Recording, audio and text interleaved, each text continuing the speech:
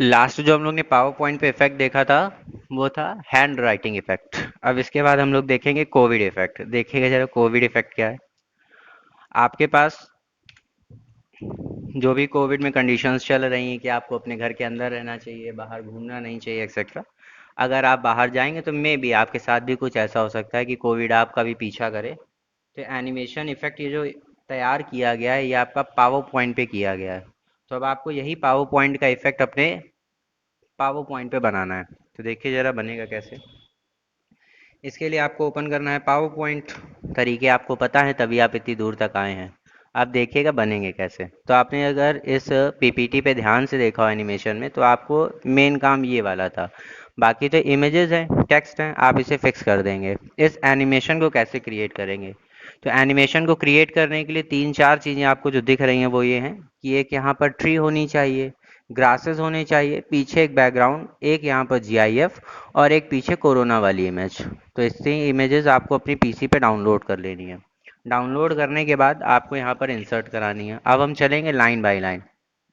इस इमेज में पहले बैकग्राउंड सेट करते हैं, फिर यहाँ पर ग्रासेस, फिर ट्रीज। आप इस सीक्वेंस को चेंज भी कर सकते हैं बट एक जगह प्रॉब्लम होगी उसको अभी बताते हैं आगे। आप इंसर्ट पर आए, शेप्स वाले सेक्शन पे आके रेक्टेंगल ड्रॉ कर दिया कुछ इस तरीके से। अब इस शेप की फिलिंग लेनी है। यहाँ से जो हमारे पास ब्लू कलर के शेड आते हैं, स्काई ब्लू कलर के, वो कुछ इस तरीके से आते हैं। अगर आपको इस शेप का शेड अगर सही लगता है तो कोई दिक्कत नहीं। अगर आपको चेंज करना है तो आप इस इमेज पर आएंगे, स्लाइड पर राइट क्लिक करेंगे, ऑप्शन पिक करेंगे फॉर्मेट बैकग्राउंड का। फॉर्मेट बैकग्राउंड पर आके ग्रेडियंट फिल अप्लाई कर सकते हैं। आप यहाँ पर ब्लू कलर इसकी ग्रेडियंट को अप्लाई कर सकते हैं कि किस तरीके का ग्रेडियंट आपको यहाँ पर चाहिए, उस ग्रेडियंट को अप्लाई कर देंगे और इस सेक्शन को कर देंगे क्लोज। अभी इसकी आउटलाइन आपको शो कर रही है, इसके लिए आपने करा शेप को सेलेक्ट, फॉर्मेट पर आए और इस फॉर्मेट पर शेप आउटलाइन कर देंगे नो आउटलाइन। ठीक है, तो पहला काम इस शेप को हमने फिल कर लिया बैकग्राउंड के लिए।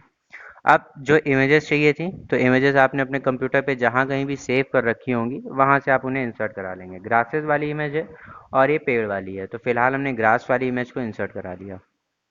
इस इमेज को अपने पिक्चर के साइज के हिसाब से, अपनी पीपीटी स्लाइड के हिसाब से फिक्स कर लेंगे। तो इस इमेज को हमने कुछ इस तरीके से कर लिया फिक्स। साइज आप रेशियो कम ज़्यादा भी कर सकते हैं। फिर यहाँ पर हमने इंसर्ट करा दिया ट्री वाला सेक्शन। ध्यान दीजिएगा कि इन सभी इमेजेस के बैकग्राउंड क्लियर हों। अगर बैकग्राउंड यहाँ पर क्लियर नहीं होंगे तो इमेजेस के पीछे अपना एक बैकग्राउंड चलेगा और जो कि हमारे इमेज के बैकग्राउंड को मिसमैच करेगा। ठीक है,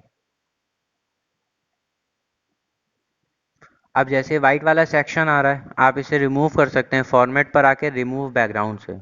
फिलहाल ये जो पिंक वाला सेक्शन है ये रिमूव होगा। तो अगर हमें इसे हटाना है तो ऑप्शन पिक करेंगे mark areas to remove, click कर देंगे सेक्शन पर, तो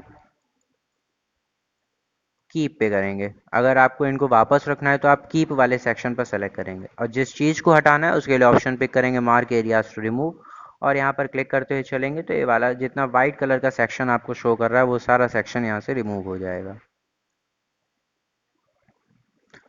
कीप चेंजेस, तो आपके चेंजेस सेव हो जाएंगे। इतना सेक्शन हो गया। हमने यहाँ पर इमेज पिक कर दी, ग्रास पिक कर दिया और बैकग्राउंड फिक्स कर दिया। ये हमने बना दिया स्ट्रक्चर।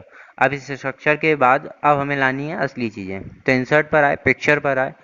यहाँ पर ये जो आपने इमेज सेव करी है ये इमेज जीआईएफ फॉर्मेट में होनी चाहिए। जीआईएफ फॉर्मेट का मतलब ग्राफिकल इंटरचेंज फॉर्मेट। मतलब ग्राफिकल इंटरचेंज फॉर्मेट का मतलब ये इमेज आपकी ऑलरेडी मूव करती हो।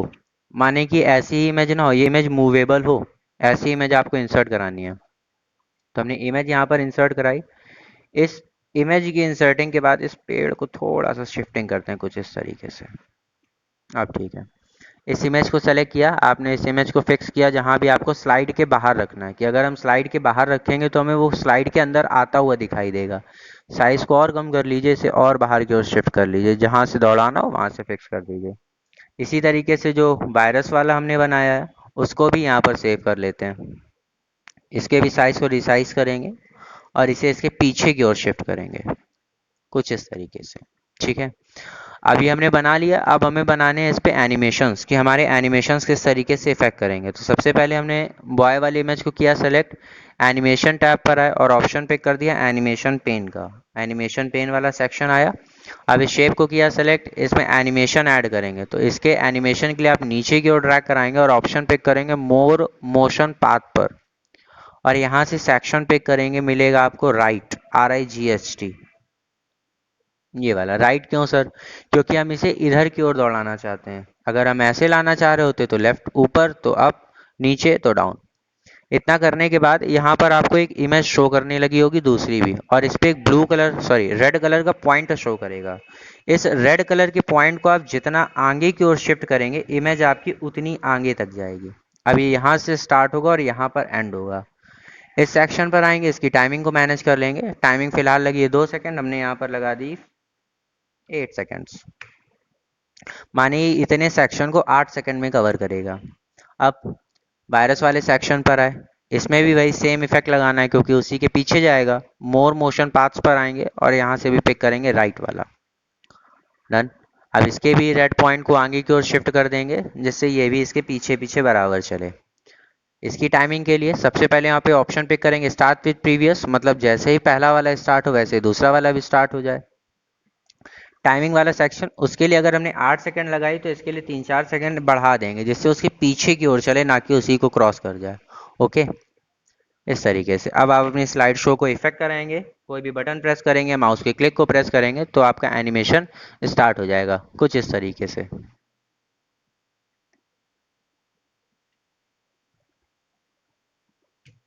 तो आपको इस एनिमेशन को बनाना है।